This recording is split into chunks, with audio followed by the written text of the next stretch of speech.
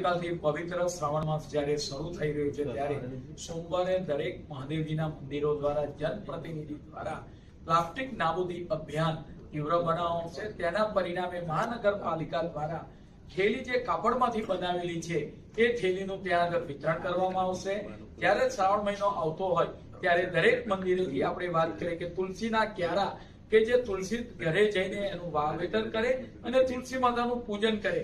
આમ સોમવારના દિવસે મહાદેવના નક્કર કરેલા મંદિરો પરથી આ થેલીનું વિતરણ કરવામાં આવશે। દરેક વોર્ડ વાઇઝ 2 થેલીઓ આપણે વાત કરીએ કે 2000 નંગ થેલી એ વેચવામાં આવશે। ત્યાં અમારા લોકલ સ્થાનિક ધારાસભ્યો, કોર્પોરેટર, જનપ્રતિનિધિ, અધિકારીશ્રીઓ અને નગરજનો જે પણ દર્શન કરવા માટે મહાદેવના મંદિરે જ્યારે આવતા હશે ત્યારે એ લોકોને આ થેલી આપવામાં આવશે।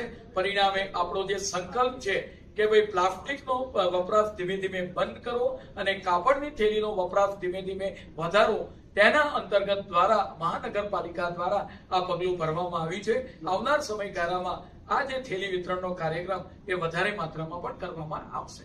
અમદાવાદ મહાનગરપાલિકાનો કાંકરિયા ખાતે બાલવાટિકા એ નવા રોગાન સાથે તૈયાર થઈ ગયું છે। એક બાળકો માટે નવું નજરાણું છે।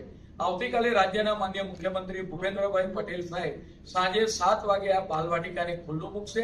ત્યાં આગળ એન્ટ્રી ફી 50 રૂપિયામાં રાખવામાં આવી છે। ત્યાં અલગ અલગ પ્રકારની 4 થી 5 ગેમ એ ફ્રીમાં રમી શકશે બાળકો।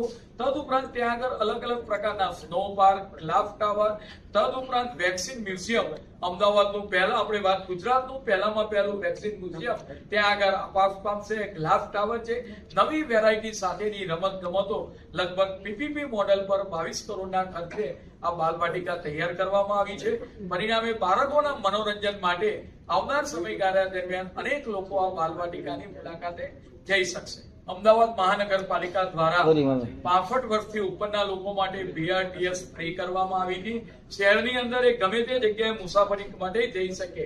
આજની સ્ટેન્ડિંગ કમિટીની અંદર વયવંદના કાર્ડ લગભગ 2,76,000 કે જેની આયુ 70 વર્ષથી ઉપર છે। દેશના પ્રધાનમંત્રી આદરણીય મોદી સાહેબે જે પણ સિનિયર સિટીઝનો છે એ લોકો માટે વયવંદના કાર્ડ એટલે કે હોસ્પિટલની અંદર એ લોકોને સારવારનો ખર્ચ ટોટલી મુક્ત કર્યો તો આ કાર્ડ 2,76,000 કાઢવામાં આવ્યા છે। તો આ તમામ સિનિયર સિટીઝનોને જે આ કાર્ડ વેરીફાઈ થયેલા કાર્ડ છે એ AMTS અને BRTS માં 70 વર્ષથી ઉપરના બધા જ લોકો માટે આ કાર્ડ ચાલશે। એટલે 70 વર્ષથી ઉપરના નગરજનોએ BRTS ના પાસ લેવા માટે લાઈનમાં જવું નહીં પડે। અમદાવાદ મહાનગરપાલિકા તેમના ઘરે જઈ અર્બન હેલ્થ સેન્ટરના માધ્યમથી AMTS BRTS નું કાર્ડ પહોંચાડશે।